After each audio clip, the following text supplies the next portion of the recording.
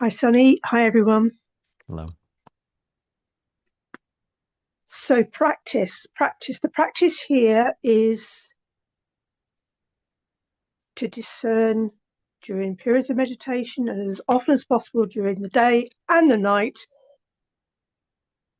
the sense of presence, the I am, the beingness, which seems to have a certain very subtle quality to it. But as I'm taking on board your amazing pointing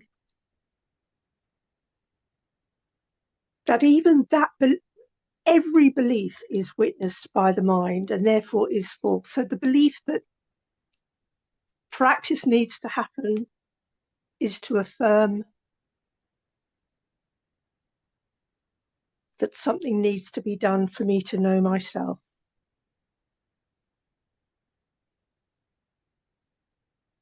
Hmm. Um, Without the sense of presence or the sense of beingness or the I am present, then I'm not knowing myself. Can you can you comment on that?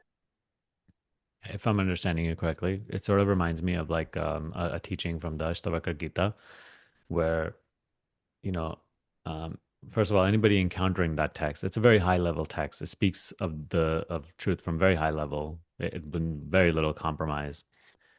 And so, especially anybody from our school where we emphasize the importance of daily meditation, discipline, practice, practice, practice. So one of the first things you read in that is only your habit of meditation keeps you bound, right? Say that So again. like that only your habit of meditation keeps you bound. So it points to the fact that like the feeling that you need meditation keeps you bound. So Okay. one may read that, right? And it's like now you're a little unsettled because, but then Understatement. Yeah. later on, it also says that one who reads this truth, right, all the various truths it states, and so one who reads these truths and gives up their spiritual practice is a fool. So again, you come to the Oh God. paradox. You come to the same paradox. In one sense, no, you absolutely need daily spiritual practice. You need to sit for meditation. You need to work on yourself. You need to do all that.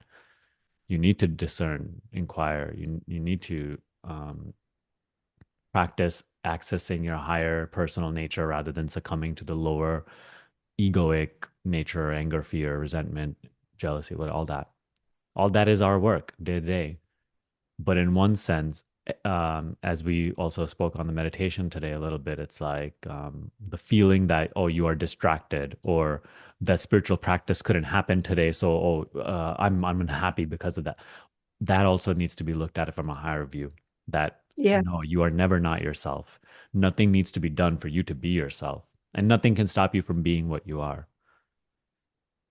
Here at this level of practice, we have to function from both sides, from both levels. One, which is the yes, I'm trying to practice every day. I'm trying to sit for meditation. I'm doing this. But on one sense, seeing very clearly, hey, I'm always myself. Nothing needs Yeah. to be done. Yeah. Nothing needs to be practiced in order for me to be myself. Whether Yeah. practice is going well or not, that is witnessed by whom? That which I already am. And that's the greatest truth of myself. That is more true than, oh, what's practice appearing to be today? How am I feeling today? Whether I'm um,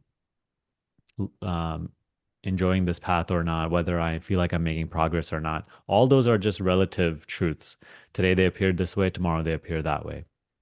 Even if you have a successful meditation today, or then tomorrow restless, all that is just changeful stuff. It's not the the greater truth of yourself. The greater truth of yourself at any given moment is, to whom are all these things appearing? You are never not that. Our practice So must function. the whole issue that I've just brought up to you um, is a paradox, but it is Mhm. seen in its entirety as a paradox. It's just seen as it is. the paradox can be allowed to be the paradox, Hmm. and the It's not. human just settles down and practices and Yeah. discerns and meditates.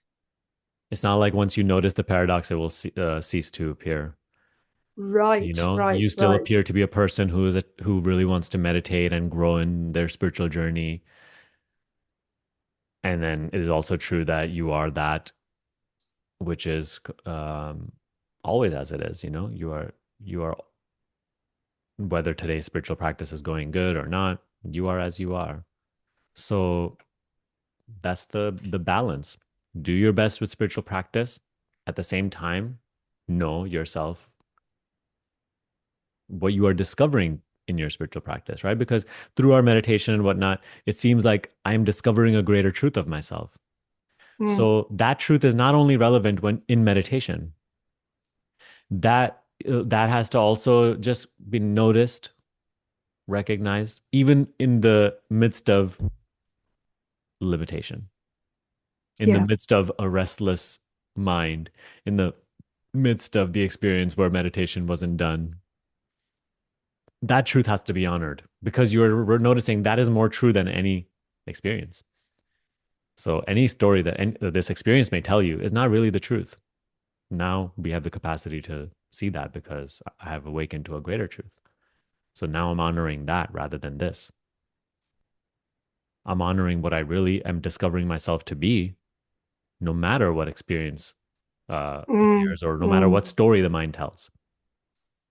So within the realm of experience of what's being seen, there's never a final destination. It's always being seen.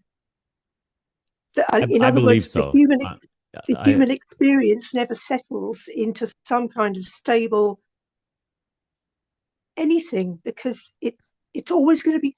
Nisargadatta said, mind will be restless, always restless.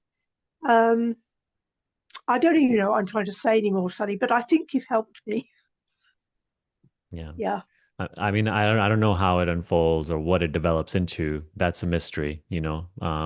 yeah, You can try to paint an image of like what different sages say, but I mean, we do that lightly, you know. But it, yeah, it seems that for experience to appear, yes, it has to appear to be just diversity, um, just like differences and always a sort of like a progression, you know? So there's a teaching in the Bhagavad Gita which says even the wise, even like the realized masters, act within their own perceived limitations. yeah, You know, yeah, so it's like experience is it can only be of limitation. yeah, So in yeah, that regard, yeah, it's not there's no final destination in experience. The final destination is the source from which experience arose, and it is always present. So that is how we should navigate our journey, not looking for a final destination in the future, because future yeah, only yeah, applies to the experiences which comes and goes. We should look at the final destination as now, right? The presence of source, the presence of what is real, right? Earlier we said you cannot be known, but your presence can be noticed, felt, sensed. So the more we anchor ourselves in that presence, the more we just notice that presence, the more we give reality to that presence rather than the experiences which come and go in it, the more we notice who I really am. We start off feeling like I'm a person paying attention to presence, but the more we just dwell in that presence, we notice I am the unknown mm, who is present. mm, mm. So that is that entire shift in Yeah. identity. It's almost like the emphasis goes from being a person searching for to the presence being aware of this entire search, seeing Yeah. the whole thing. Thank you, Sunny. Thanks very much. Mhm. Thank you.